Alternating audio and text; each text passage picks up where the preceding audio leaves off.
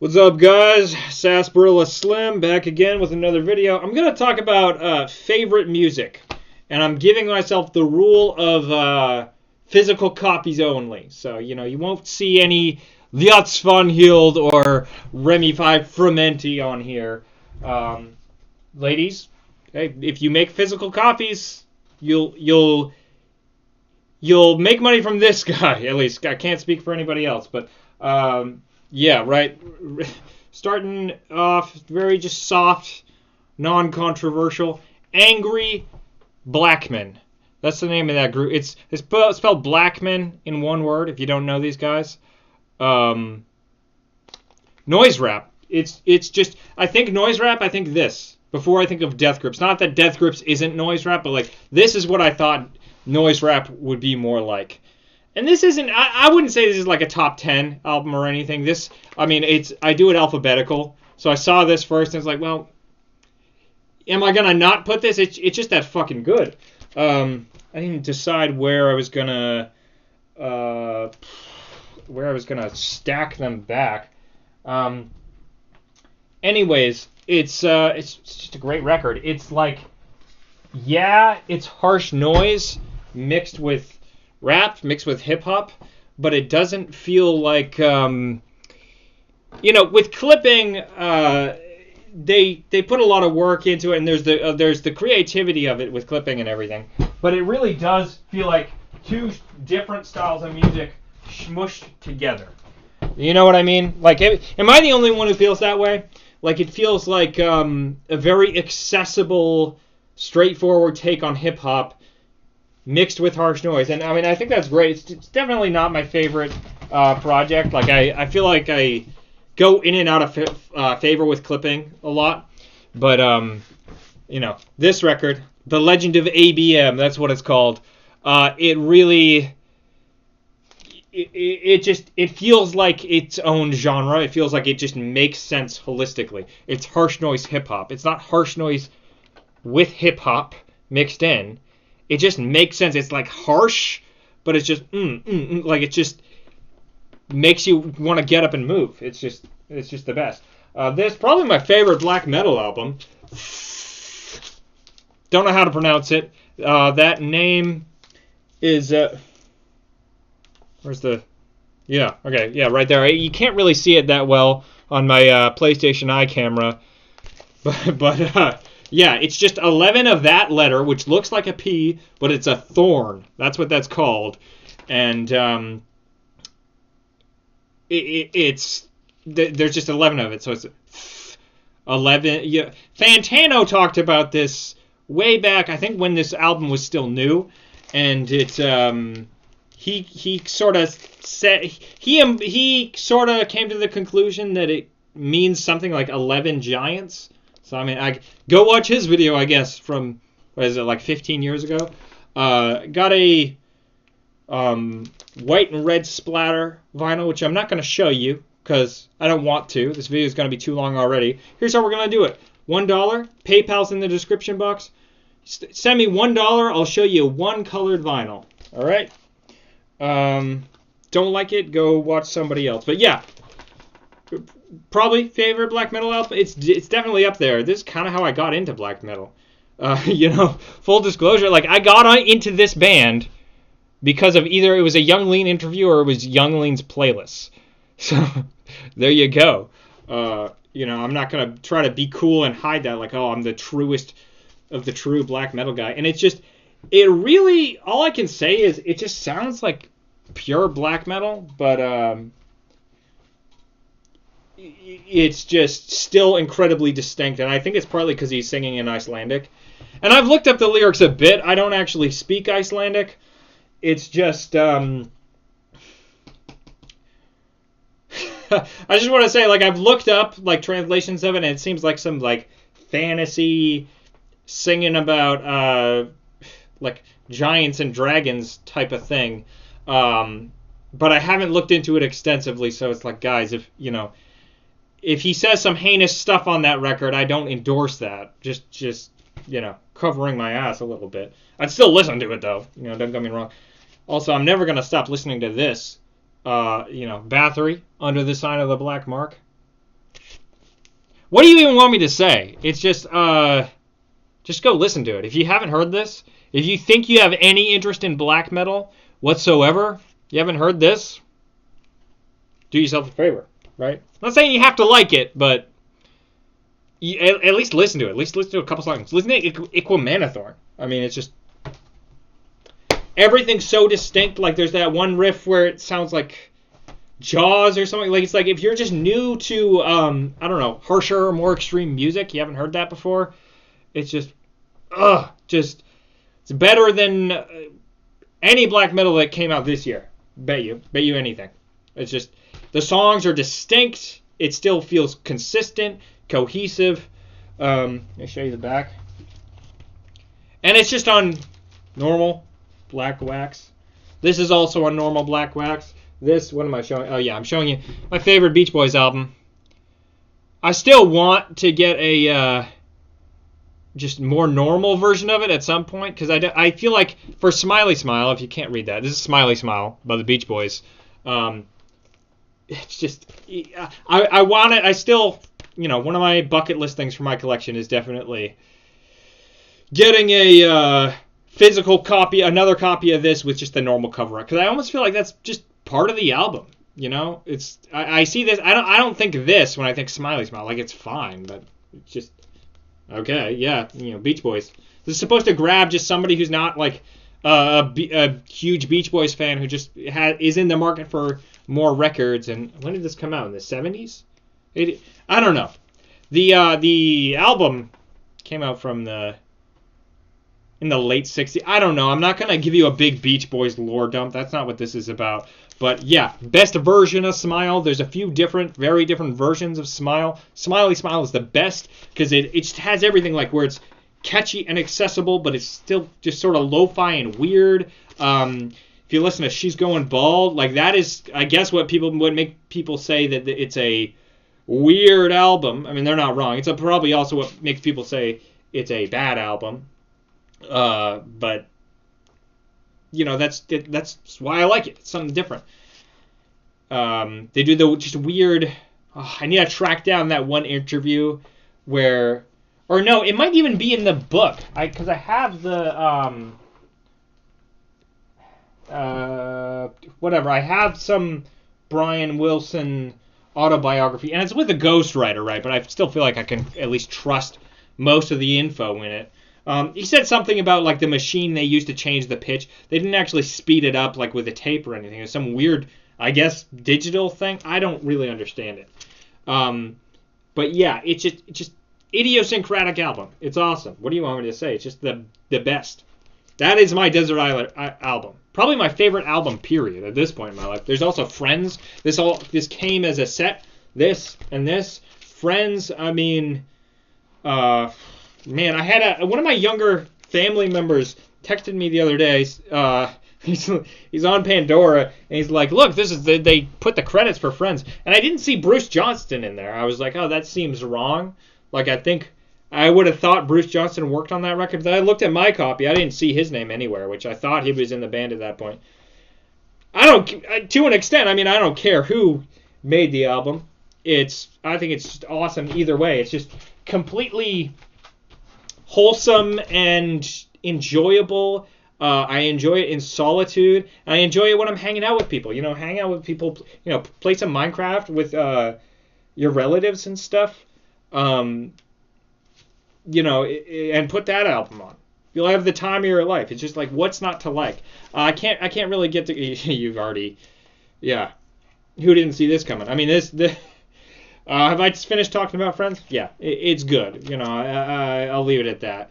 My only goal here is to get people to check out stuff. So it's like, who am I making more aware of this? Right? Like you've probably already heard half of this, or you've already formed some kind of opinion about it, right? The least interesting and unique record I have in here, like it's only. This tells you nothing about me, right? This seeing that somebody has a copy of Pet Sounds basically tells you that they like having records or whatever format it is. It doesn't tell you anything about them. But listening to the album all the way through, it holds up in my opinion.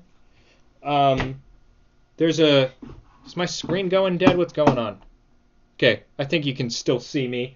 Yeah, I mean, it's... What do you want me to say? Like, the end is a little unconventional, right? Like, that was sort of the very, very, very end. Just they have just all those noises, and it's like, whoa, oh, that's kind of odd, kind of interesting. But it's also, like, not unlike something the Beatles would do. Also, this one. The 299 pound line. How would a British person actually say that? I remember when I put this on my Discogs collection thing, I had to, like, track down. There's a million different variants, but some of them, there's pictures of one on Discogs where it has that sticker. This, it's just great. You know, I'm really into the Beach Boys.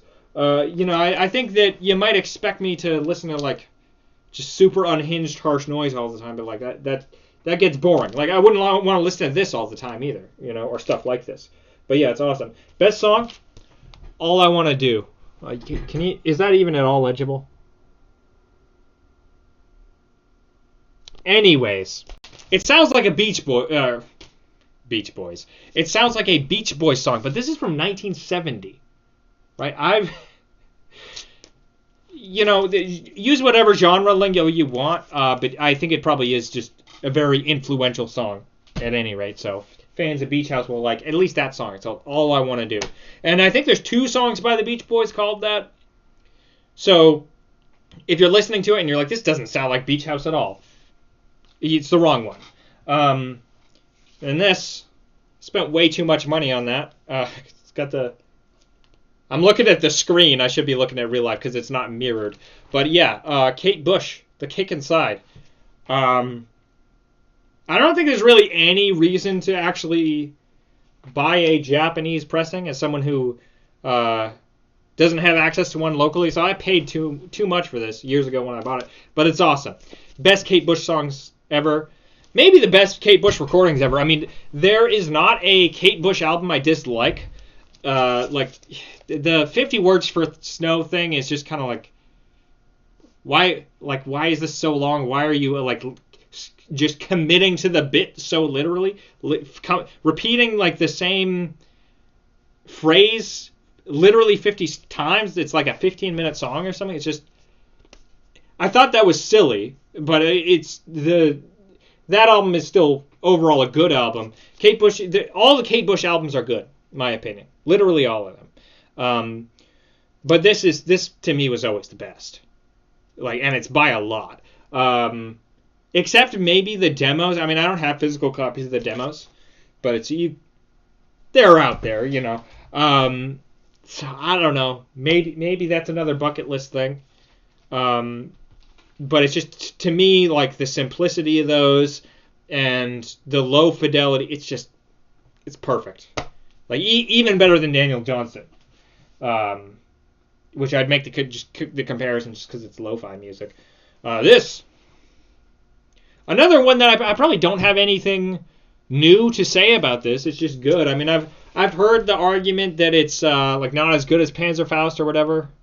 Dark Throne, Transylvanian Hunger. Okay, in case you're just out of the loop, I don't know like what demographic watches this channel, but yeah, Dark Throne, Transylvanian Hunger. It's black metal. It's really straightforward black metal. It's just guys, this is the true black metal, right?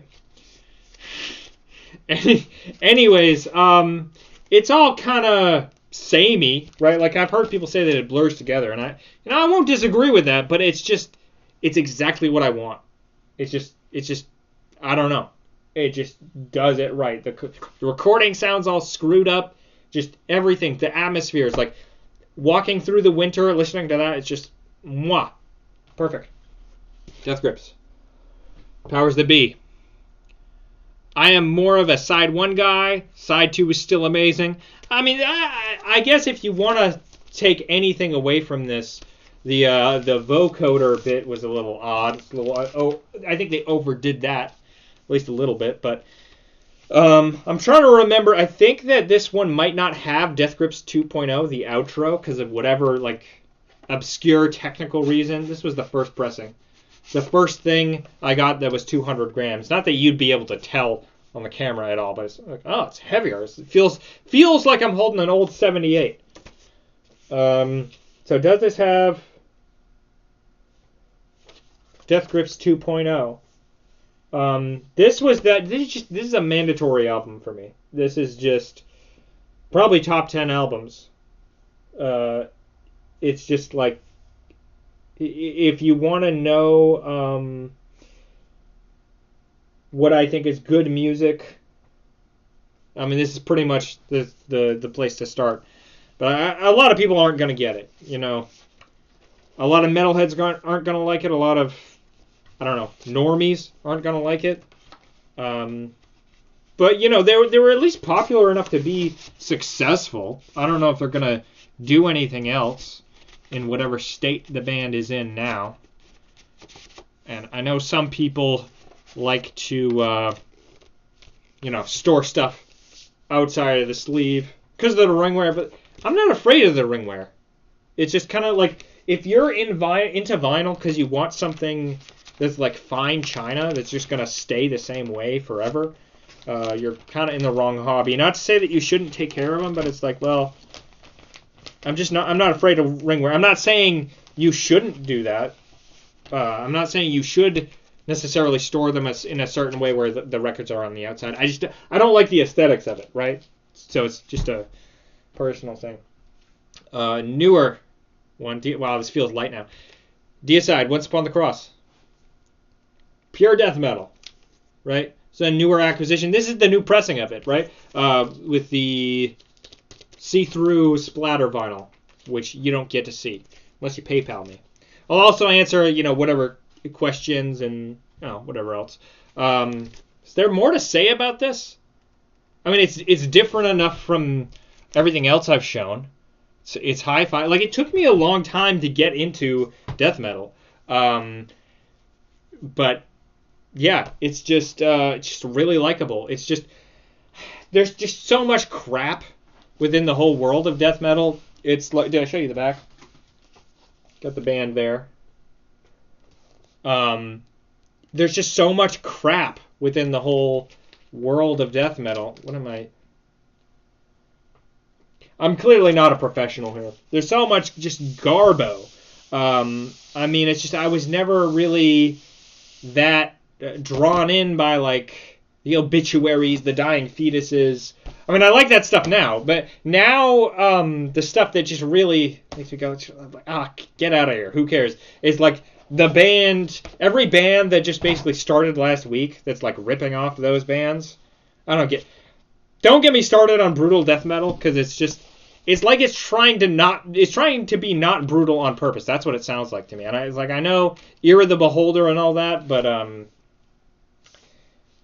I just don't get it. And a lot of the newer stuff seems derivative. Deicide, though, especially old Deicide, just fucking awesome. This, I wasn't sure how to present this at first. It's You're Dead by Flying Lotus. Now, this is probably the only Flying Lotus album you need. I mean, 1983 was good, too. Is it 83 or 87? But yeah, I got the deluxe, which, how do I want to show this? It's, this whole package was kind of unnecessary. Like, it's just, when was the last time I spun these instrumentals? I don't know. It's cool to have. I'll probably do it like 2 more times in my life, but this is just perfect. This album is damn near perfect. What do you want me to say? Like, it's just, it still feels like Flying Lotus, but it just felt so fresh. It felt like a revelation. It has all this collaboration. Herbie Hancock helped with this. Jeff Lynne of ELO. It's just got this crazy gatefold, all kinds of gore and everything. It's just trying to figure out what's the best way to show it. You can barely see anything with this garbage camera anyways. But yeah, you get the point. It's just awesome. It's just awesome. Like it defies description. It's also something. Is it gonna fit back into this outer sleeve? Anyways, yeah, it's awesome. I'll fix that after I'm done recording. Oh God, it just doesn't want to go back in the sleeve. Anyways, J Dilla Donuts. Apparently there's like a Frank Zappa sample on. Why does the screen keep turning off? God damn it. I don't think it affects the recording, but I still want to know like what type of video I'm making. But yeah, dude. Apparently there's a Frank Zappa sample on this that so and so sued so and so for like less than 5 years ago now. I think it's just like, dude, like the mentality that's so just gross to me. I mean, like caring about intellectual property in the first place. I mean, that's honestly like that's dumb enough already.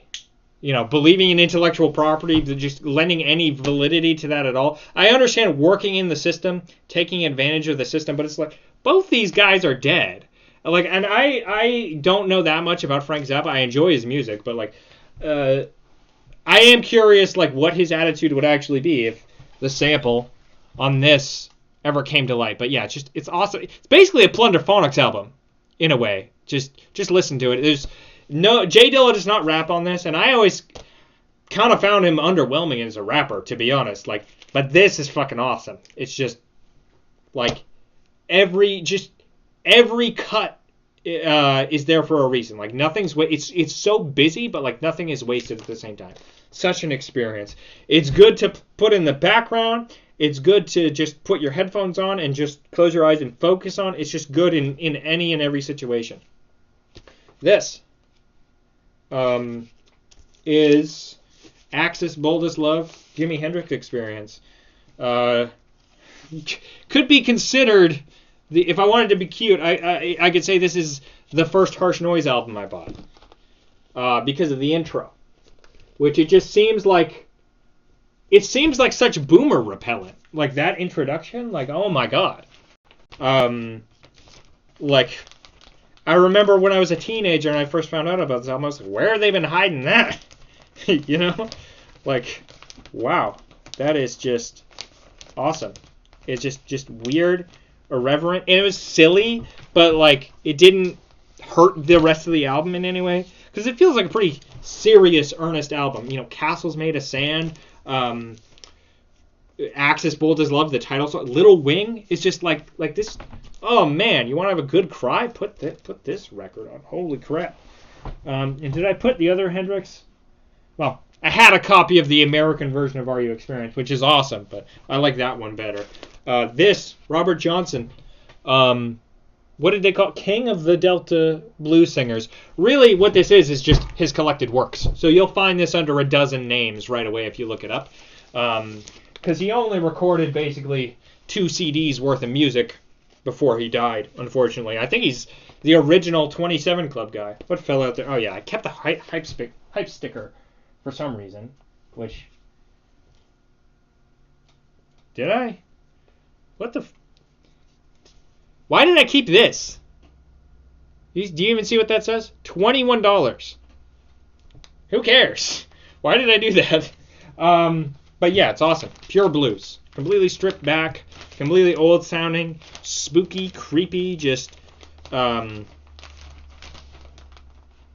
if you want to be convinced that you're listening to music made by somebody who sold their soul to the devil, listen to this.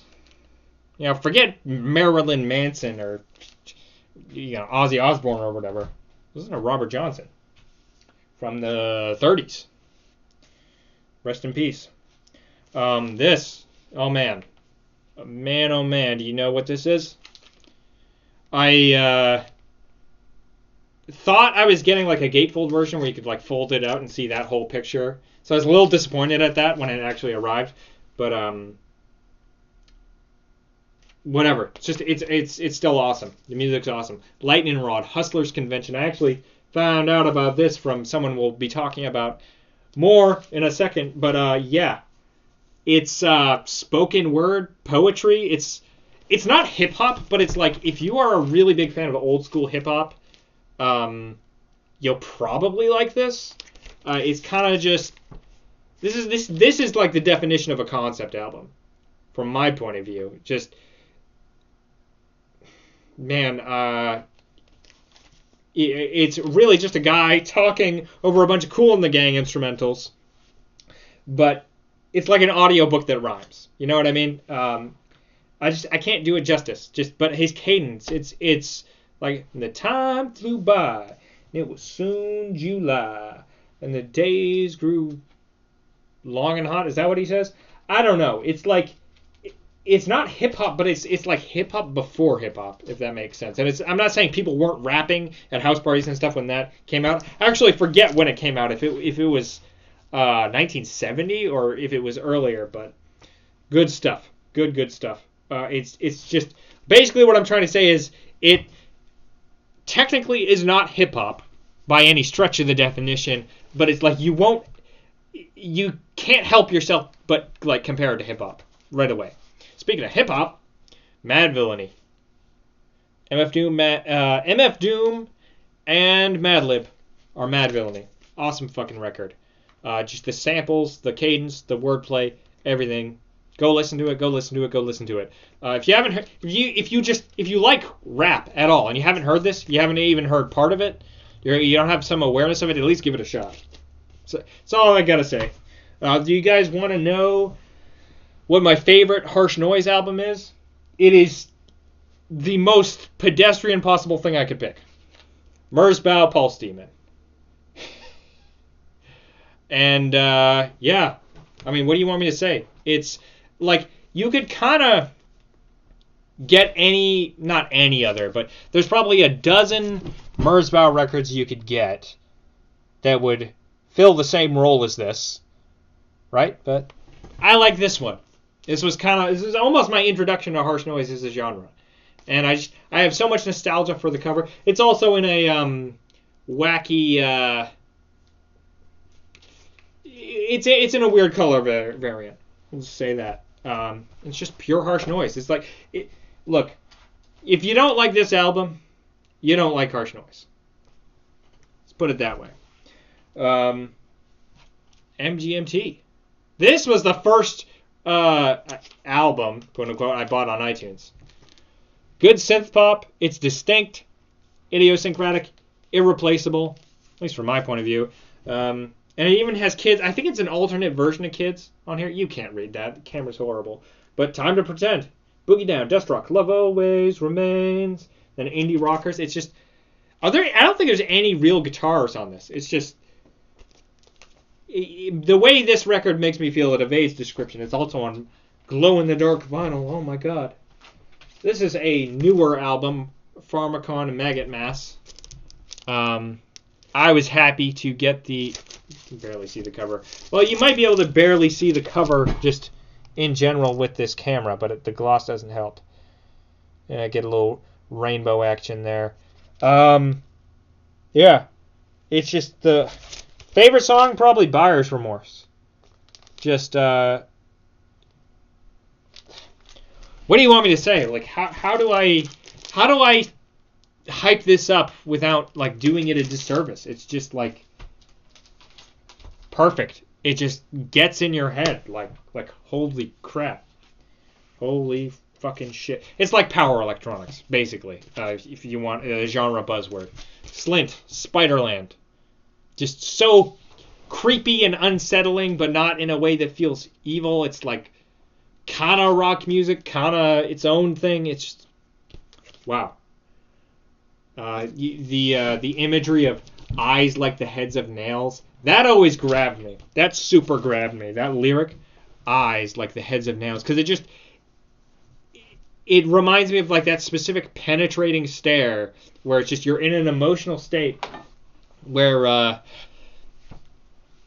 just somebody looking at you, it's just like it's poking out like outside of them. It's just like like a head like the head of a nail that you might step on. And obviously everybody knows what this is. You gotta be a complete ignoramus if you don't immediately recognize this album. No, it's Lese Majesty by Shabazz Palaces. Looks different than it does on Spotify, that's for sure. It's it's embossed. This is embossed cover. Really cool package. It's not in perfect condition, but nevertheless, really cool release. Came with a poster, I think. So there's that side. And the poster, it just kind of looks like some weird esoteric diagram or map. So I don't know. Maybe I'll hang it up someday. Got this ages ago, but never hung it up. I don't know. I don't do that with most of my records, but it's also the packaging. Like the main part of the packaging is like a just totally weird, different, like sort of plasticky material. Don't know what it is. Don't know how to describe it. It's just they wanted to do something different with this release, and it actually has an etching, which I'm not going to show you. You know, that counts as a colored or special record. So if you want to see that, send me $1 on PayPal, and request the one you want specifically. Okay, we'll put that back in the sleeve. I'm not sure if I'm going to keep this sleeve. Does it say? I think it used to say how much I paid for it, but it's faded away. Next up.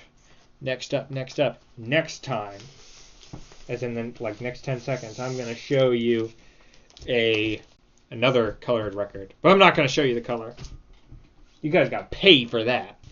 Wrong side. Street Sects End Position. You know, awesome album, but I gotta say, there's just something about the art where it's like, I appreciate the hell out of this.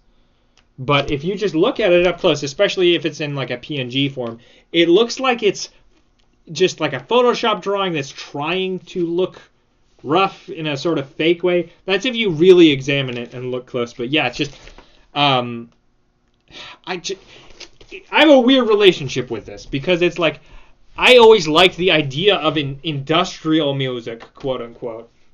And the way people described it just made it sound awesome. But then I would go listen to Nine Inch Nails and be like, what? It's just like a bunch of synthesizers. Like, it doesn't sound like a machine.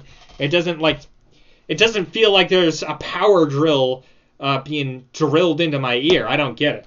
That record does. So, you know, just between all the samples and everything, it's just chaotic, but there's rhythm to it at the same time. This is just gonna throw up just looking at this. Swans, Filth, very brutal, dark record, just fitting name. It sounds like Filth. It's like, you want to call it metal, right? I always wanted to call it metal because it just sort of, again, like the way people describe metal, that fits the bill. It's just not. It's just not really in the established genre. It's like, well, that's not really a metal riff. It's its own thing. People call it noise rock. Call it whatever you want. It's just heaviest. The heaviest of the heaviest. That might be the heaviest thing in my collection. It's just like, holy crap, just that gut punch. Like, oh my goodness. Now, for something else, Robert Turman, Flux. Ambient music, but completely captivating and hypnotic. I don't even know what instrument he's playing on that first one. It's just, this will just completely put you in a trance. Completely weird thing. Just complete weirdness. Minimalistic. It's, I say weird. It's totally safe for work and everything. You could probably play it around your coworkers and they won't say anything. Unless maybe you work at an extreme metal record store and be like, what is this pussy shit? Maybe then. But this Vedwin's End, Written in Waters, it's black metal on gray vinyl. It's I don't know. It's just very bleak. It's very bleak sounding. That I was curious about that record because of the reviews. It was like, oh, it's this experimental black metal thing that has jazz instrumentation mixed in. And I don't know that that's necessarily on paper wrong. It's just not what I imagined. It seems a lot more easy to get into than that. It's just, to me, it's just a atmospheric black metal band that has a really, really distinct style. And it's great. And let me... Before I do these last couple of ones, let me just see if I missed anything I could consider a favorite. Because, I don't know. I missed a couple things when I just did the dry run of like selecting them. Could talk about that. I could talk about this. I have a copy of Form Hunter by Form Hunter. I don't know if I'd say that's a favorite. It's just I'm just not gonna talk about everything. Okay, cause I've wasted your time, I'm gonna do. God damn it, where is it? Okay, I forgot what I was even gonna do anymore. Oh, I was gonna do Laraji. Right? Let's just say another good ambient album. What's this album? Vision Songs Volume 1. You can probably forgive me for not remembering this name, but yeah, there's some singing on this. Sounds sort of amateurish in an interesting way. The singing does. Anyways, it's just really distinct, interesting, and there's not singing through most of it. So if you dislike his singing, you're okay. You'll be fine. Now this one, it's another one that I just feel weird about putting it as a favorite because I basically got into them last week. But White Boy Scream remains, which is a band or a project or whatever. It's a one-man band. Michaela Tobin, who I'm guessing isn't a man, but it's a one-person band.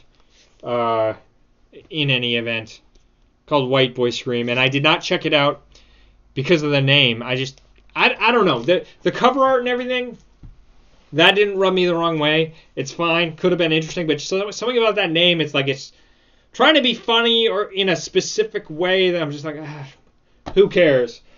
Got this in a grab bag of Death Bomb Arc. So it's like 5 records for super cheap, and you don't know what you're getting. And this was in it, and it's awesome. The name is the only thing I don't like about this. It's just, I put it on, how'd this get here? Main band, Oov, pretty good band. I'm not a fan of them by any stretch, but I think they're good. I don't own physical copies or anything. I found out about them by asking somebody about local bands, and I spent like an hour listening to them. Pretty good. The person who told me about them described them as a little metally because I was asking him about local metal bands. And yeah, I would say it's accurate. I wouldn't say it's metal, but it's like, some kind of influence from the older heavy metal thing. So yeah, that sticker was just on the chair. It has nothing to do with the main part of this video. Oeuvre or oeuvre. I'm guessing they got tired of explaining like the soft R sound to people because that's just a French word for like someone's body of work, like an author's body of work. So they just told people to pronounce it as oeuvre. Go on their website. I think it's just oeuvre.com. But yeah, I'll just put it back in here, I guess. This project, White Boy Scream, it's harsh noise, but it's just not in an upbeat way, but like in a like brutal, oppressive, drony way. The singing on it, she's just like, like it's just like it's just like audio torture in the best way. I put it on the first time, and it's just like you got to think like my head. How do I explain this?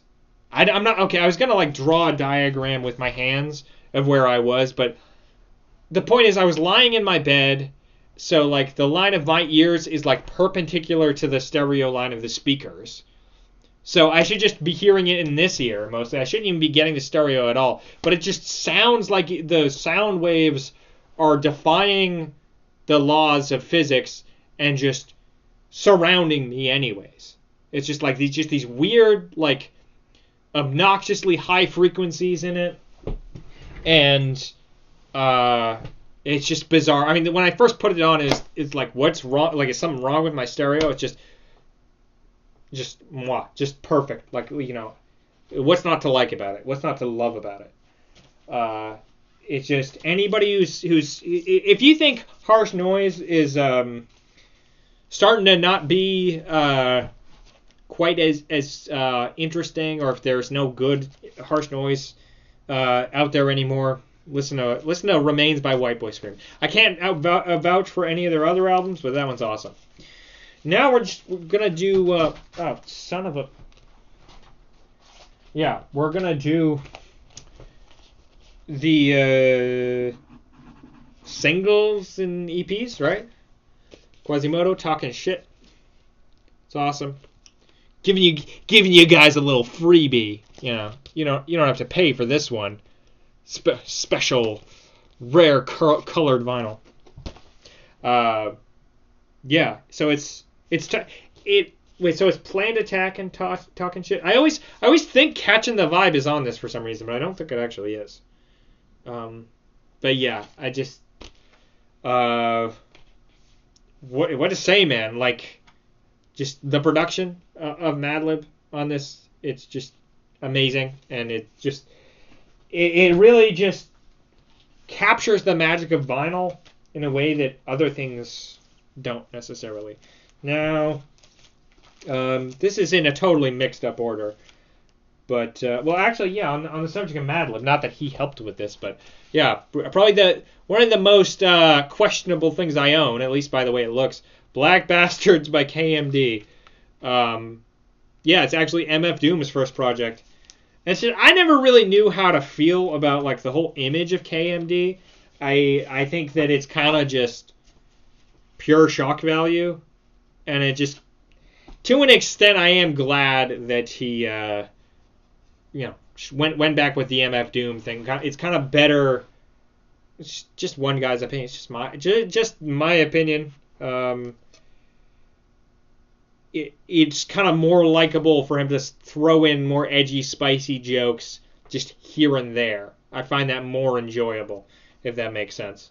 But yeah, I definitely like this record, and it comes with this single, right? So this is vinyl, but the rest of it is CDs. So yeah, really, really weird thing to have. Not sure how I feel about it, but the music's fucking awesome, so I'm not going to sell this. And then this pop-up book, I do feel like this is kind of just a phoned-in thing. Like, Asphyx, that death metal band? They did a pop-up book, and it's just, you can tell when something is not designed to be a pop-up book, and then they just shoehorn it in. And to me, that's what that was. Which, I don't know. I don't really get it, right? But the album is awesome. This is also awesome. It's on white vinyl with an etching on the back of the Sutek Hexen logo. This is Sutek Hexen Shadows. And, yeah, it's like noise and black metal. How do you describe that? I don't know. But I love it. I love having it. It's a little warped, but whatever. I'm guessing it was sitting in a warehouse since 2011. And it's a little warped, but it still plays. They did some weird sort of artistic statement thing by saying there's a noise track on the back, and there's just no groove at all on the back. It's like a just cruel prank. Far Side, Running, on split color, transparent, and blue vinyl, and it's just great Jay Dilla track. It's awesome. Yeah, I don't know. Something that I don't have that much to say about. It's just good. Can't keep running away. Just a good song. I have no deeper reflections than that. This, however, oh man, I do wish they would do the whole album on vinyl.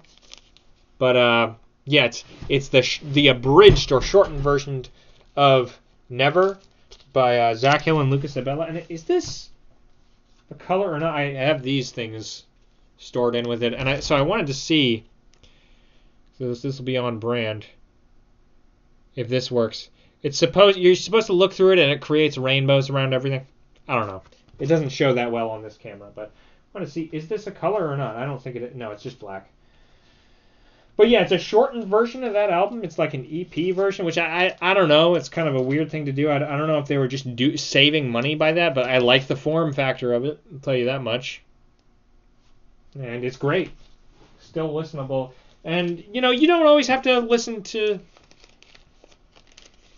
something all the way through to enjoy it, right?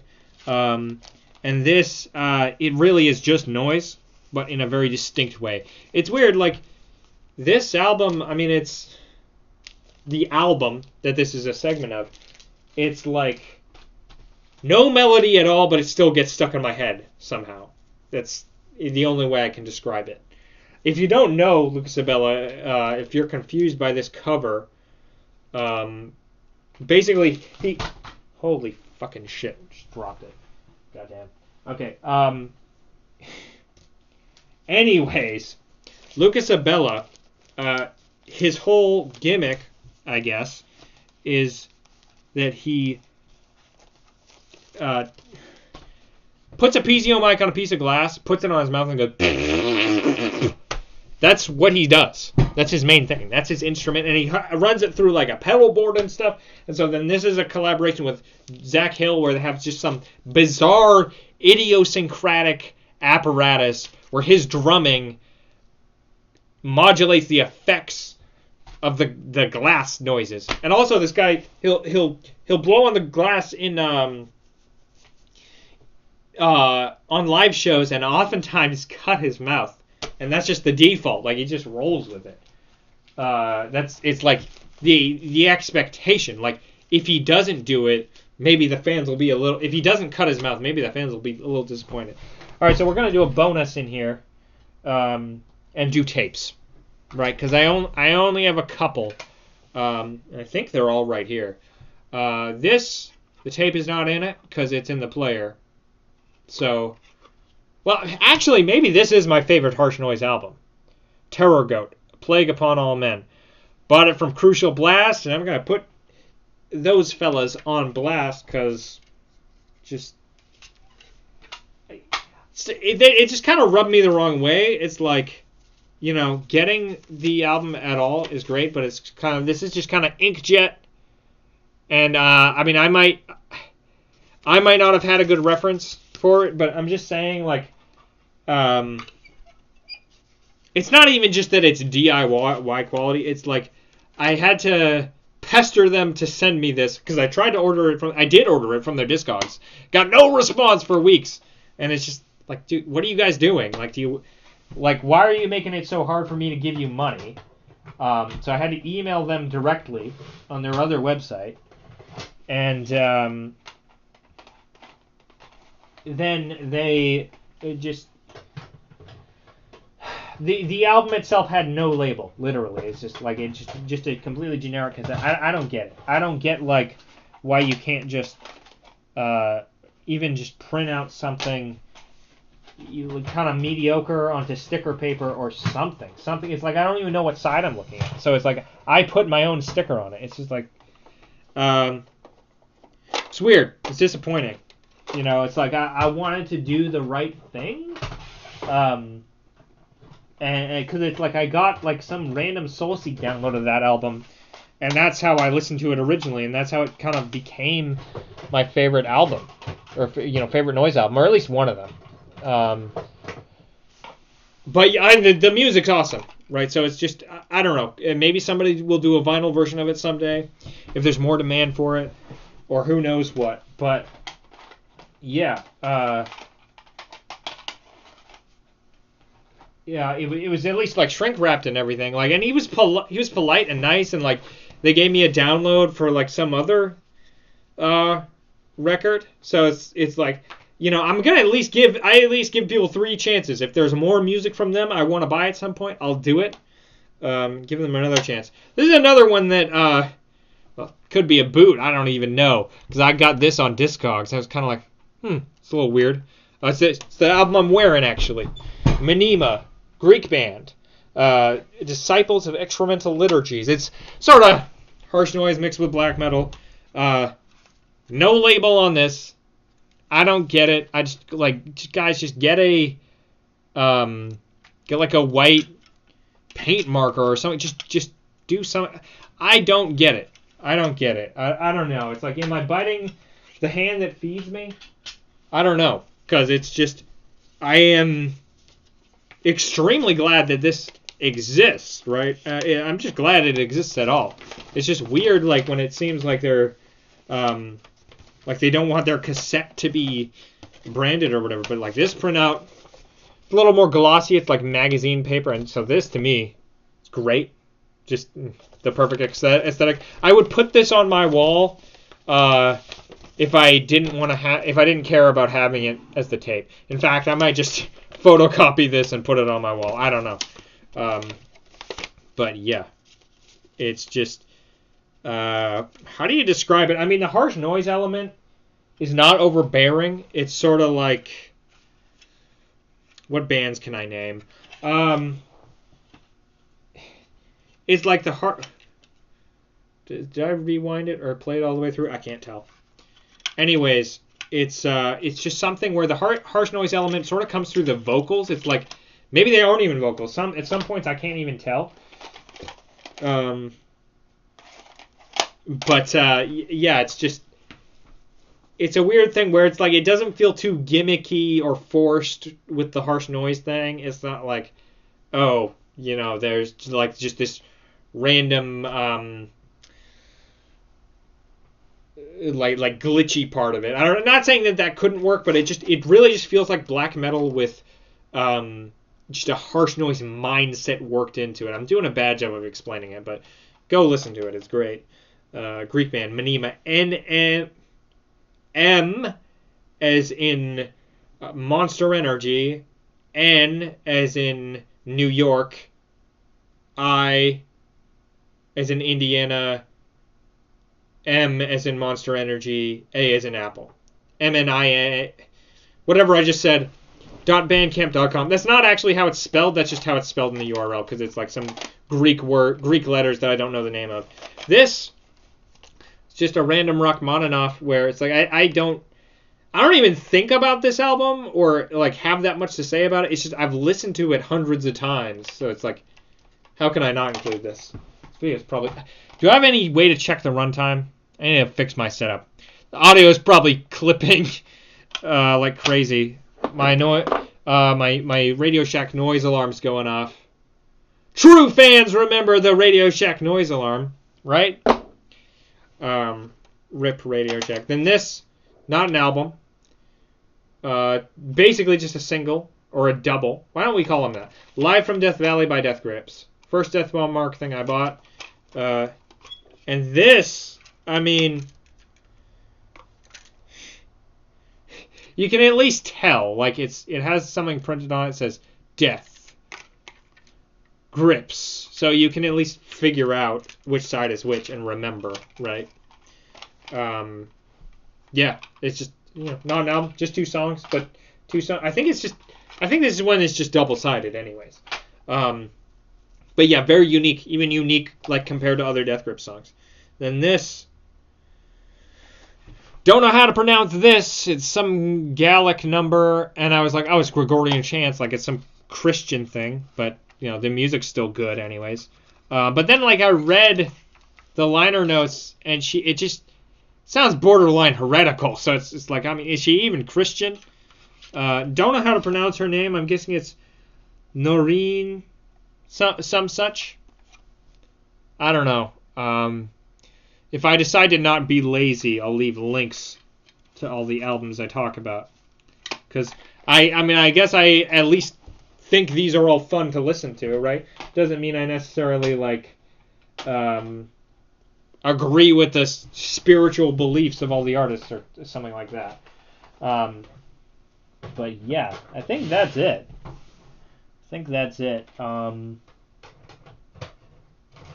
If I have any other goodies, I will show them off. I never really wanted to be the guy who shows off his physical media on the internet in videos, but it's just like I think it's what people want to see, and so it's like if this gives people more awareness of my own projects, I'm gonna do it. That's what this is about. This is an ad for my Bandcamp pages, basically. So, harshnoiseresearch.com. Go there. Everything you could possibly want will be there. And have a great rest of your day.